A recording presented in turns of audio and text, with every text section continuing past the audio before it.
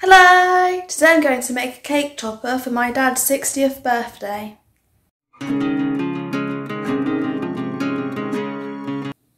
So I've made this. I found that there's that sign that just says happy birthday, and that was just for free on there.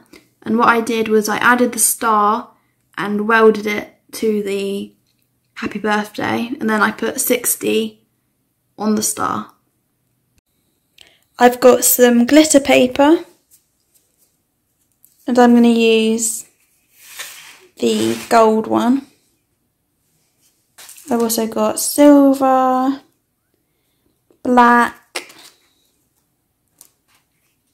colourful white and antique bronze. But I'm going to use the gold one.